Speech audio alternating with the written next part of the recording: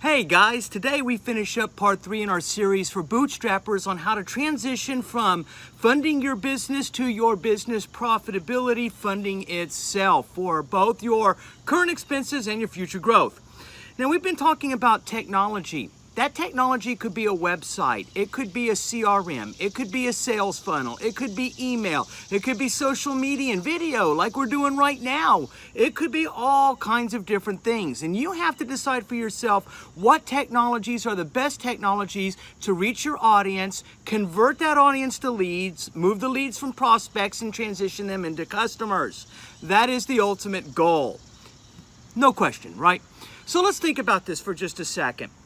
You really have to understand how all of these technologies, while they're separate, are connected and working together that leads into the sales process and transitions either into the sales in the digital environment, which doesn't require anyone, or how does it transition to a salesperson? Now, when you think about this for a second, you could be doing content marketing like we're doing right now with video. You could be doing blogging. You could be doing webinars. You could be doing things with other people. It could be all kinds of things. But the bottom line is that how are they being funneled? That is really the important key here. So if they're on your website, they're reading a blog article, are you going to give them a way to opt into something so that they can tell you, I'm interested, I need help in this area? Your sales funnel is the connecting tool. So what does that look like for you?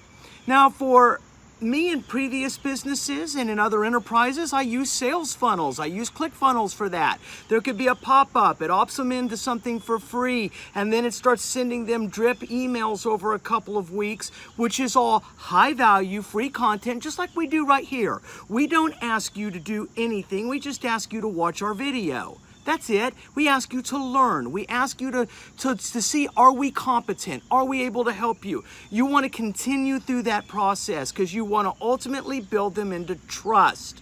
Now, once you've earned that trust, the key is that now you have to call them to do something. It's called a call to action.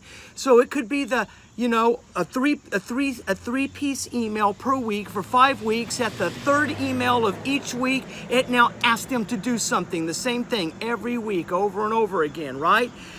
However you're doing that, it could be people are reaching out to you on social media. I love your content. I want to talk to you about that. How are you transitioning them so that they can talk to a salesperson? That's an important question, but here's an even more important one. And I said in yesterday's video, if you have the wrong salesperson, they can blow the marketing. You may be thinking to yourself right now, well, I don't have a lead generation problem. I have a salesperson problem. Or I have a marketing problem, not a salesperson problem. Well, let's assume that you're doing all your marketing right. It gets to the salesperson, and then all of a sudden the deals keep falling apart. Conversion rates, close rates are 1 out of every 10. I mean, that should not be happening if your marketing is going really well. Ideally, I have about a 60% close rate on most of the sales historically over the last 15 years. And the reason for that is I've done so well in my marketing that it set up the sale. All I had to do was shut up and listen. All I had to do was understand the problem, how to customize and tailor the technology to their need, give that to them, here's the price, do you value it? Yes, I do, close the deal. It doesn't have to be that complicated on the sales side. The problem on the sales side is too many of the salespeople are not following the marketing. And when you don't follow the marketing, you don't understand why the prospect is in front of the salesperson and the salesperson is disconnected. They're starting the whole thing over again. And that is a colossal waste of that prospect's time. They feel it. They feel we're disorganized. They feel like, hey, you don't know what you're doing. I'm out. I've already tried telling you what my need is and you're not listening to me. And how did they tell you? They told you by the content they were consuming. They told you in the sales funnel exactly what their need was. So when the salesperson gets in front of them, their job is to understand the marketing that they came through, why they're in front of you, keep it simple, ask only a few questions, let them talk themselves into the sale, and close it. It really is that simple 90% of the time. There are always exceptions to everything. There's going to be some of you who say to me, Don, come on, that's not really how it works in my business. Well, I can tell you I've worked with businesses in all kinds of industries, manufacturing, retail, business to business. It doesn't matter, it's always the same.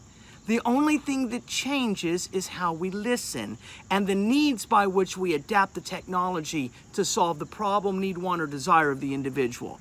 You do that well, the whole problem is solved in your business. You have just made sales significantly easier. That ought to translate into higher profits. If your profits are higher, that ought to mean that you're no longer putting your own money into your business. The business is now sustaining itself and on a trajectory to growth.